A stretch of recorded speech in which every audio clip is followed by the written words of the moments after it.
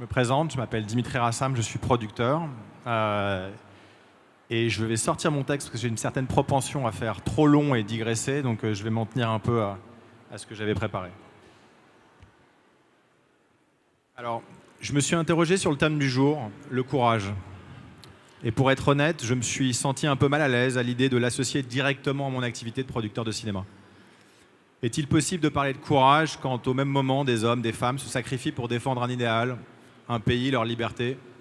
Ça me paraissait un tout petit peu déplacé. J'ai repensé alors à un ouvrage d'Anne Dufour-Montel, que je vous recommande, qui s'appelle Éloge du risque. Et une phrase m'avait marqué. Qu'est-ce que risquer sa vie sinon prendre le risque de vivre vraiment? Elle ne parle pas de danger ou de bravade, mais d'un engagement intime, existentiel, la décision qui compte. J'ai voulu emprunter ce titre, non par posture, mais parce que dans mon métier, celui de producteur, le risque n'est pas une menace, c'est une condition. Mon rôle chaque jour est de croire qu'un film peut exister et de tout faire pour qu'il voie le jour. Cela engage des ressources humaines, financières, créatives, et un élément essentiel, l'incertitude. Alors comment construire de façon pérenne sur une base mouvante? Je voulais partager ce que j'entends par risque, pourquoi je le crois non seulement inévitable, mais utile, et comment il est devenu le cœur de mon nouveau projet, Il n'y a plus qu'à. Le risque, c'est plus qu'un enjeu, c'est une dynamique. Dans le cinéma, il est tentant de se caler sur ce qui a marché déjà, les formules éprouvées, les publics sûrs, les habitudes rassurantes.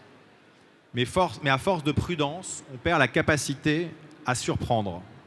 Le risque, dans ce contexte, ce n'est pas dans le saut dans le vide.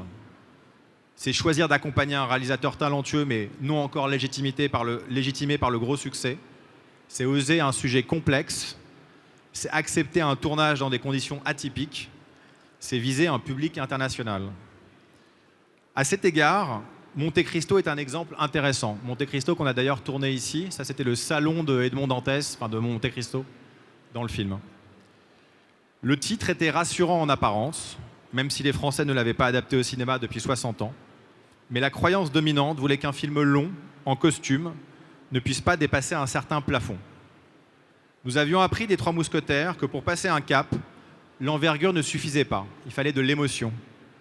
C'est pour cela que nous avons pris un risque contre-intuitif, faire un seul film de 1800 pages de roman, là où nous avions fait 2 films pour les 900 pages des Trois Mousquetaires. Cela nous semblait indispensable pour préserver l'empathie autour de la trajectoire de Dantès. Ça paraît évident après coup, mais concrètement, ça a représenté en amont un risque économique significatif. 19 millions d'euros de gap pour être précis. On peut dire 5 millions d'entrées. C'était le prix de la cohérence, le prix de la conviction. Je veux saluer Pathé qui a accepté de le prendre avec nous. On a pris un autre risque, créatif cette fois. Assumer pleinement la transformation physique du personnage. Cela n'avait jamais été fait sérieusement et pour cause, la frontière entre le puissant et le ridicule est ténue et le processus est lourd. Mais là encore, il nous semblait essentiel de nous différencier. Comme disent les Suisses, il fallait décevoir en bien. Enfin, nous avons fait le pari de sortir le film durant l'été. Territoire censé être chasse gardée des Américains. Et ça a été un pari payant. Je suis convaincu que ces 3 prises de risque ont été absolument déterminantes dans le succès du film. Être producteur, c'est faire des choix à chaque étape. Les histoires, les équipes, les moyens, les conditions de fabrication. Le risque est présent partout. C'est aussi imaginer des modèles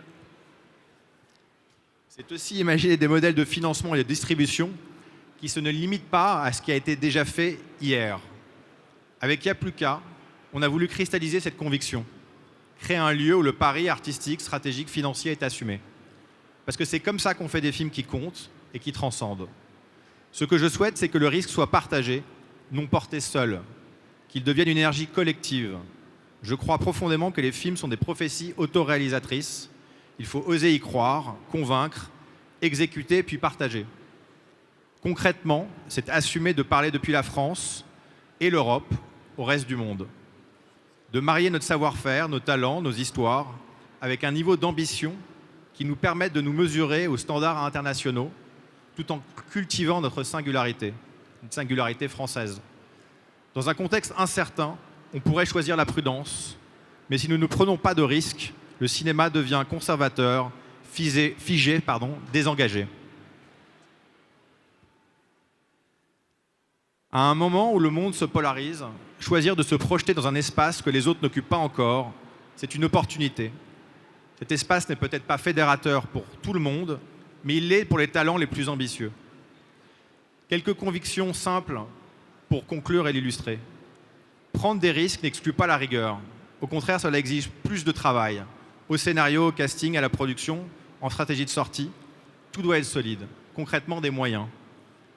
La prise de risque doit être collective. Elle se partage avec les créateurs, les équipes techniques, les partenaires financiers et de distribution. C'est l'équipe rassemblée autour de la vision qui rend la réussite possible.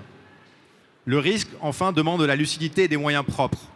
C'est pour ça que j'ai accepté en fait cette invitation, c'est que je pense qu'il est absolument indispensable de faire de nos métiers de la création des métiers qui sont compris, partagés et dont la logique de création de valeur s'inscrive dans toute la logique de l'entrepreneuriat à l'aune d'autres métiers. Et quand on caractérise nos métiers comme des métiers atypiques, on empêche l'investissement de capitaux comme ceux de la BPI ou d'autres, et qui sont absolument indispensables si on veut être compétitif aujourd'hui.